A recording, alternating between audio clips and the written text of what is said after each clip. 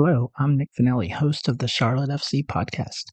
Today on the show, we are lucky enough to have one of Charlotte's own, Charlotte FC defender Jaylin Lindsey. We talk about his journey starting in Charlotte, then Kansas City, and back to Charlotte. Jaylin also shares more about his fellow players and personal support team, cooking, living in Charlotte as an adult, and what he does for fun outside of football. It's time for the Charlotte FC podcast.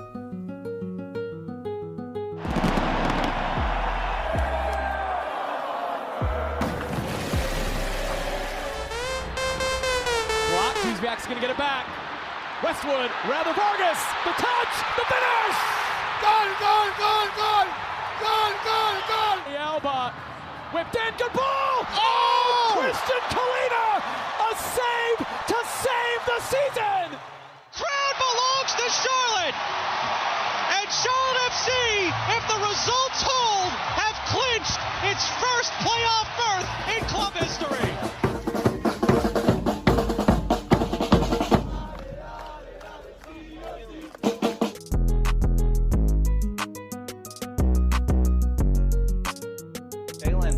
First of all, welcome. Thanks for doing this. Thank you for having me. Appreciate it. So we start off every episode by having the guest give an elevator pitch. I'm Jaylin Lindsey. I'm from Charlotte, North Carolina, and I'm a professional footballer. All right. Since you're from this area, can you share maybe a Jay story of growing up in Charlotte? Where did you grow up? What was it like?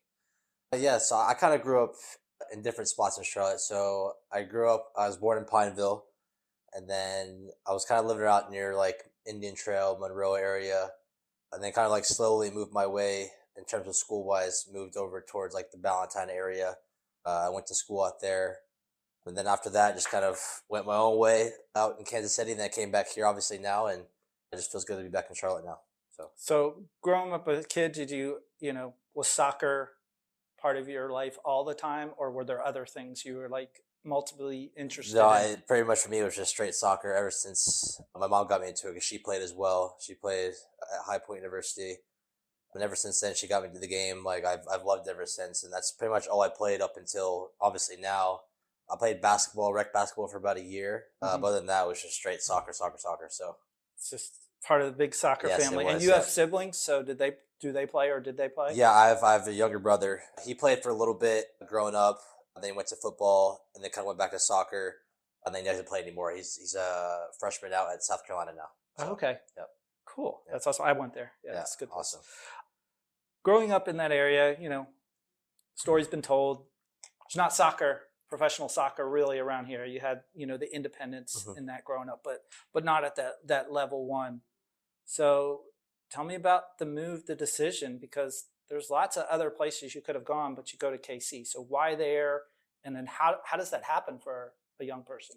Yeah, so it was definitely a hard decision. I think I remember having that conversation at the time at my house here in Charlotte with my mom. We were sitting on the stairs together. She's asking me, do I really want to do this? And, obviously for me, I wanted to make that next step and kind of be in that professional environment where it had that first team. Obviously here now it's Charlotte FC, but at the time, we didn't have, like you said, we just had independence. And so I think the reason I chose KC was because of the setup that they had.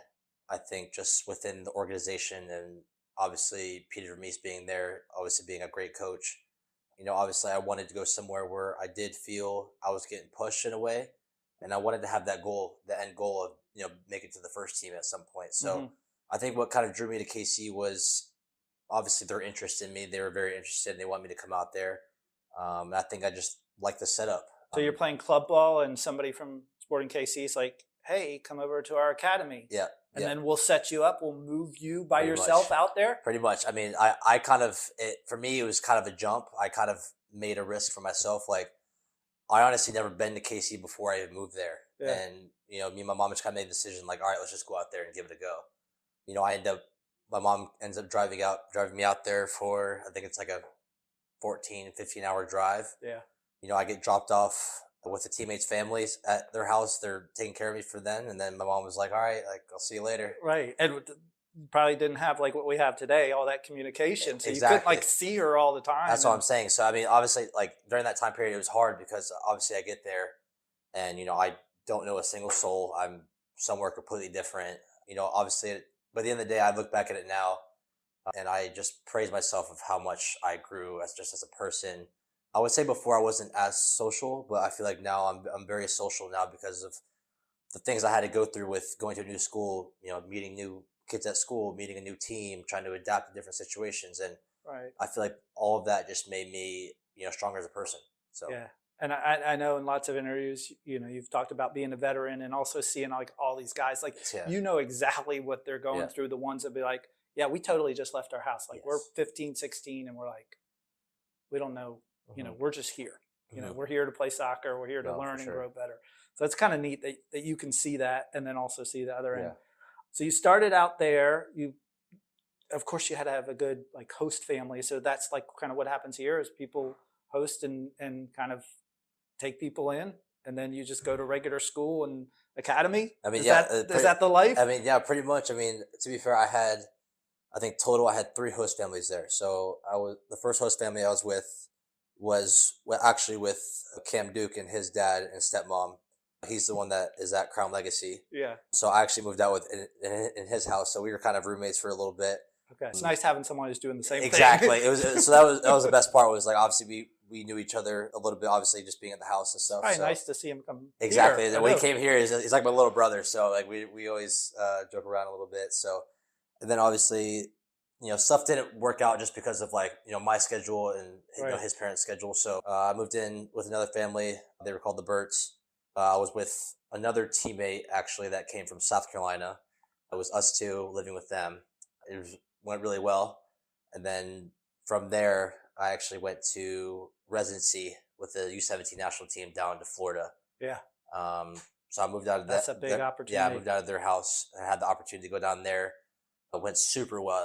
I feel like as a player, I just grew so much as a player, and it kind of made me what the player I am today. I feel like went down there, then obviously came back to KC. Didn't have that living situation that wasn't so smooth because I just like obviously that family. I think just some stuff kind of went down, and it wasn't going to work out as smooth.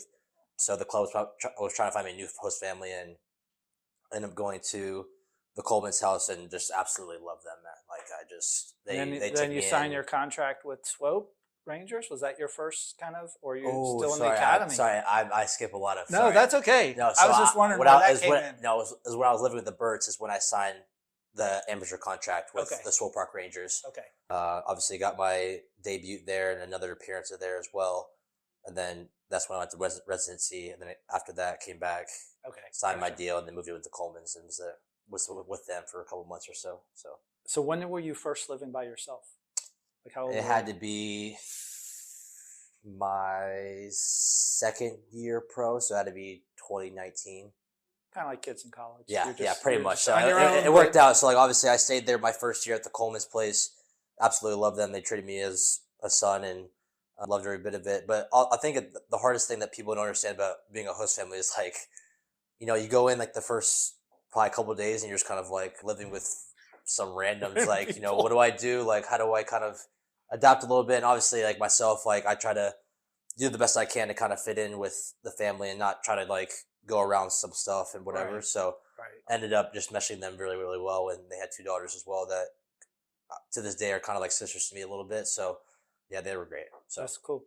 Now you find out that you're going back here. Do you remember the day? Like, do you picture like when you were told and what happened and how did that happen? Yeah, I mean, so there was kind of talks towards my end of my last year at Sporting, towards the end, that Charlotte. But you were a regular starter for a lot of the time in Sporting, right? Not it kind of in the beginning a little bit, but towards the end I was kind of going through some injuries, and it was kind of like probably one of the hardest time periods of my career to this day. Mm-hmm. And then obviously when towards the end of the year I wasn't really playing, I was kind of injured off to the side for a while, a couple months, and I remember I get a call from my agent, and he's saying like, oh, like, Charlotte FC is interested. You might get a call from this or that from, the coaches or the GM. And, to that point, I was kind of just like, I was so excited. I called my mom right away, and I'm like, hey, like Charlotte's interested. My mom's hyped because, obviously she's been like supporting the club since, obviously they became the name. Right. And I was still in KC, and she was still kind of supporting, like, because she lives around here. She loves just being in the sports environment, sports city. Yeah, and she couldn't necessarily move out to KC. Exactly. So that like the Charlotte FC, either way, if I was out in KC still, like she would still went to the games and stuff. Like she would love being around here. And so I call her, and she is just stoked. She's like, "Oh my god, like you might be able to come back home and play in front of where you kind of grew up a little bit." I was just obviously I was so excited, but at the time I was still kind of focused on KC. See what was going to happen there, and then obviously I haven't talked to Charlotte as well. So. And you get a call, like does your agent work through? Like how does that? Yeah, like, I think mostly my agent works through all that stuff with like contracts and how the trade's going to go down, and the two clubs kind of decide, and obviously. Right. I kind of get the final say and say, hey, like I want to go, and you want to do it, yeah. And so once I'm sure you were happy with the contract change. No, for sure. You like doubled your salary. Yeah, so for sure. And so like once I kind of said yes, that's when it kind of came to reality. Like, look, I'm going back home, I'm going back to Charlotte. I was just so stoked. I was so happy, man. So that's awesome. So you're living here as an adult. It's different than living as a kid. Very like different, you're by yourself, but you're an adult. And so like, what do you do in Charlotte? What do I do in Charlotte? You're not, of course, doing all this stuff. No, for sure. I mean, I'm a guy that I like to try, obviously different restaurants. Occasionally go out here and there whenever we have kind of off days and stuff. I like to, visit just different spots that, as a kid, I didn't really get to visit because as a kid, I'm going to school, going to practice, and then going home, homework and stuff like that. You're being driven around everywhere. Yeah, exactly. So now I have more time to kind of just explore the city more. I think that's just the best thing that I like to do is just, go with a couple of buddies, from the team and their girlfriends, just go out and kind of explore Charlotte, visit different restaurants, parks, Whitewater Center, Carowinds, just like different stuff like that. Just to kind of, obviously show them, kind of where I grew up. Because I feel like I'm kind of like one of the guys that... You're the tour guide. I'm the tour guide around here, So I remember my first year when I came here. And, a bunch of the guys were like, oh, like, this is your city. Like, well, yeah, for sure. And like, where should we go? I'm like, I don't know. Like, I came from when I was a kid eating like chicken tenders and fries. And now I'm like just exploring everything now. Like I'm older now, I'm an adult. Right. So yeah, I mean, that's the funniest thing, but just being back here has just been great. So that's cool. And you got some good friends and good friendships here, of course. Anton, Andre, who both are now gone. Patrick seems to be one of your buds you bond with. He often posts about you. And then also Bill told me that you like to hang around with the French players. I do. So you got Adil, Jabril, and Breck. They're all talking French, and you're just sitting there on the side having no idea what they're saying. No, they do it all the time, and they're talking French, and I'm just like, funny guys, it's really funny. Like this is awesome. And then the next thing you know, they start, oh, he said this, he said that. And it's funny, but yeah, I mean, I obviously I have my core group of guys I like to hang out with. Just find those guys that will kind of, obviously I'm comfortable with, but at the same time will push you on and off the field, to be a better person, better player. And like you said, you named those guys as well, and I'll mention guys like Brandon Cambridge. Nick Scardina, Hamidi Diop. I mean, those are guys that, like you said before, I kind of relate to them in a way because, they're moving away from, right. It's obviously their first 2 years and, I've been in their shoes before, probably say like 5 years ago, I was in their shoes, but yeah, obviously I kind of relate to them a little bit. So that's why I think I kind of gravitate towards them a little bit more, but just because I understand what they're going through, things on the field through practice on the field, like, I can be that kind of, I wouldn't say role model because we're kind of the same age, which is funny, but right. Obviously if they, need a backbone to lean on, like I'm there for them as well. So that's cool. So when you are doing soccer related stuff, but you're not required, what things are you doing? Are you watching more film? Oh. Are you looking at data? Are you gaming to learn? Because I know a lot of people do that. Yeah. I mean, like I would say gaming is probably one. I do play a lot of FIFA, and I think it's kind of weird because I really haven't told anybody this, but like I do feel like playing FIFA over the years has helped in a way in terms of vision and seeing the bigger picture of the game a little bit. And obviously it might sound silly because people have their opinions on video games or whatnot, but I mean I've played video games most of my life, and obviously I feel like it's helps in that certain way just a little bit. I think it's a simulation. Yes, of some exactly. things. Yeah, and then maybe at a quicker pace. Yes, too. Exactly. And I do, I watch a lot of film. I watch a lot of European soccer games as well. Like, I mean, you can ask anybody. I go home and like I'm looking for a game to watch. Do you watch certain players besides Ronaldo? Yeah, I watch Ronaldo obviously, but obviously I do watch when I'm watching games, I watch guys in my positions to see, what kind their tendencies are, what things I can apply to my game. And obviously, one of my favorite teams is Liverpool. I like watching them a lot, and I'm a huge supporter of them. And but yeah, I mean, it's just watching those kinds of games, our games as well. Even when I don't play, I watch the games just to make sure, like when I'm called upon or when I'm going to be playing, like what I need to be doing in the correct state of mind and, stuff like that. So yeah, I go home. So like Philadelphia coming up, you would be watching specific things in those areas besides the stuff that you're shown. Yes, for sure. And obviously even watching them as well, like trying to see, if I'm going to be playing or if I can help my teammates, what do they do that I can help them. And, I honestly, whether if I play or not, I still do that. And I just think it just helps me just try to like stay in tune with the game and stay in tune, with the pace of the match as well. Do you watch the ball or do you watch the position or kind of I watch have to do it at the same time? I probably watch both a little bit. Yeah. I think it's good to watch on and off the ball because they're both crucial moments when, it gets shift. Yes, exactly. So yeah, I kind of watch just both of those. That's cool. Now, Bender talked about you being a good cook. You have your little cooking shows and stuff like it. Do y'all swap recipes? Because he said he's learned a lot from you about cooking. So yeah, I mean, we never really swap recipes, but like me and Ben always come in sometimes when he makes, something. Obviously he shows me like, I actually have like, I think all of our messages with each other are either about one soccer games that we've watched like at the same time or just pictures of what he cooked, what I cooked, like, and then like the next day we'll come in and like, obviously he says like he learned from me, but it's more of just like, he's like, oh, how'd you make this? Like, like whatever. Yeah. And I kind of tell him like, oh, I use this, use that. And yeah, I mean, me and Ben are kind of like the cooking guys, I would say, for the team. And we kind of just share like what we kind of made and stuff like that. So you have the guys over and cook for them? I have had certain guys come over. I remember recently. Yeah, not the whole team. That's a much different. That's a bit much. The house isn't big enough for that yet. But I remember I had a couple guys over for Easter, just the guys that were away from families. They came over and I made like a bunch of like, I made a big ham, had a bunch of sides as well. And just to have them over and just obviously without their families there, just make one big kind of family there as well. So that's really nice. Yep. Now I also, mozzarella cheese is the only cheese you really eat. Yeah. Is that true? That's interesting. That's interesting that you know that. Yeah, that's the only cheese I do.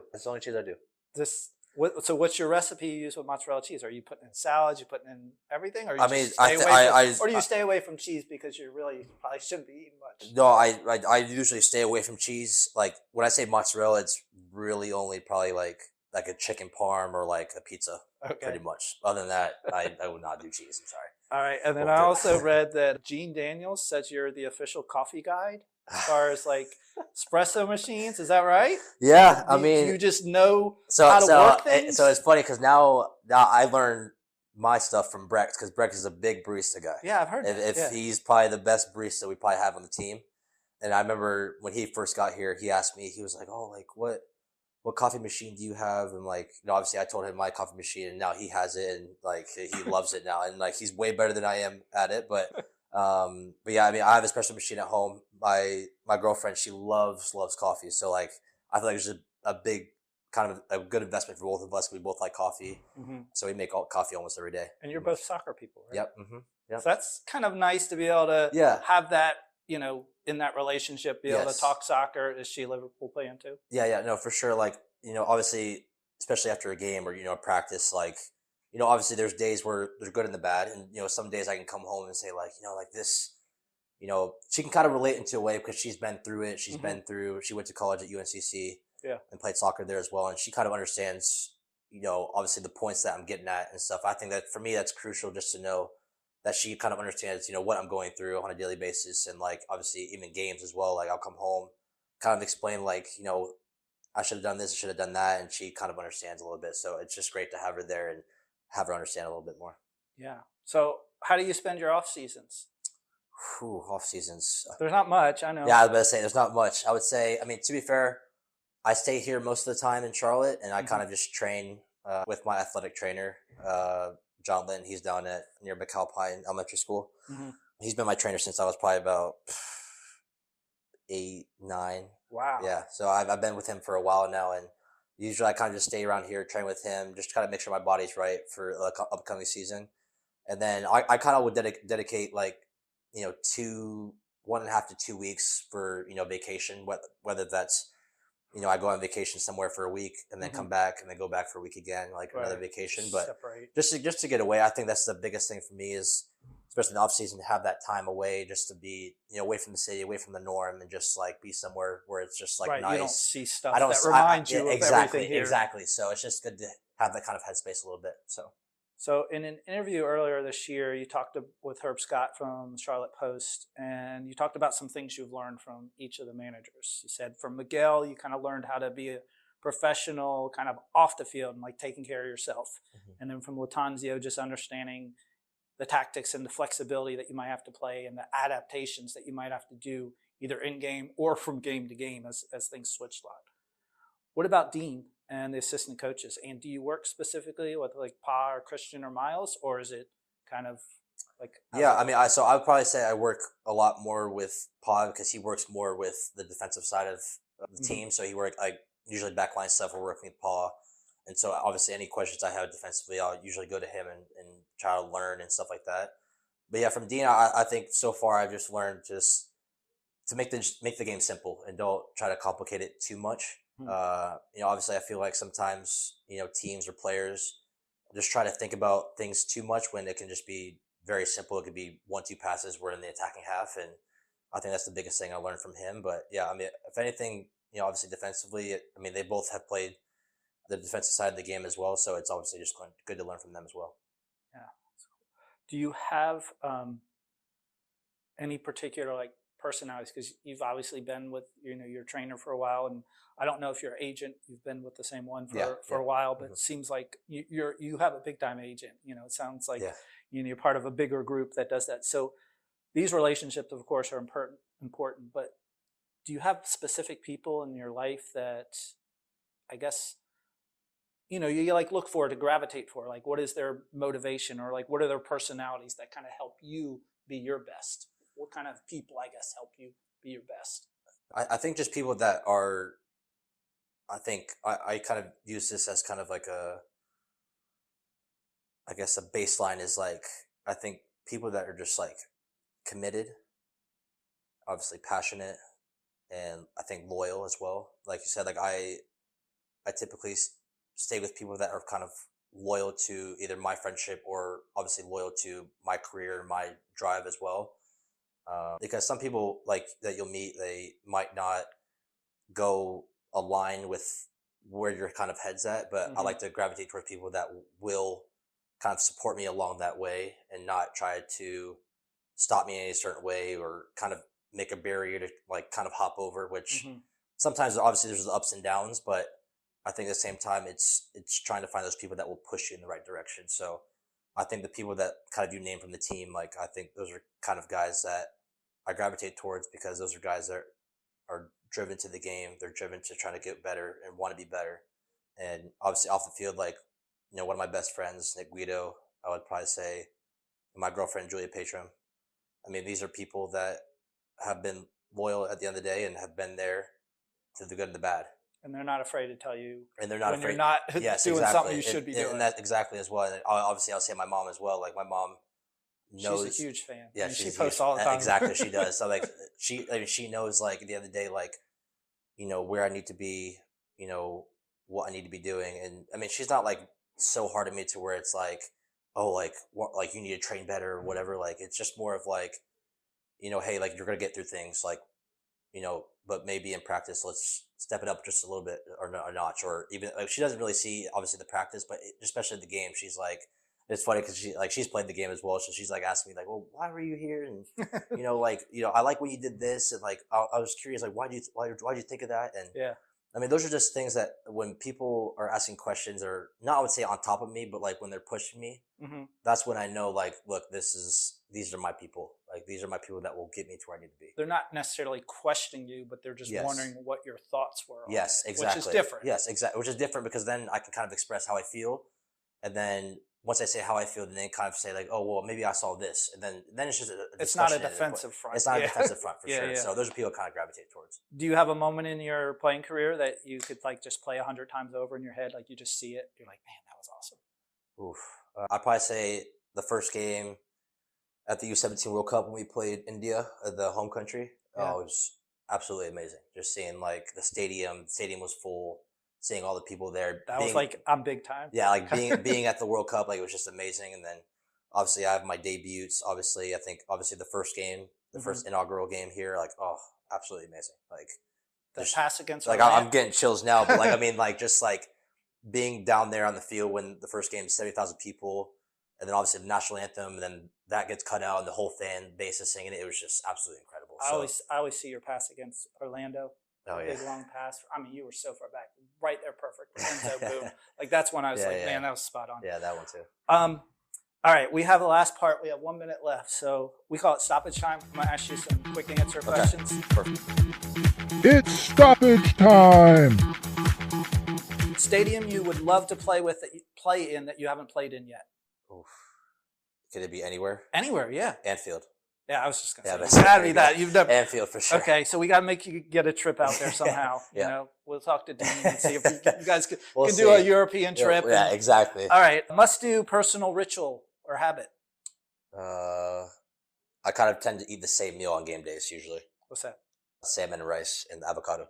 That's a pretty popular meal among players. Yeah, Okay, I just had some that's salmon just my last night. go-to. Yeah, rosemary on salmon. No, just keep it simple. Salt, pepper. There we Okay. go. If you were to have any other career, what would it be and why?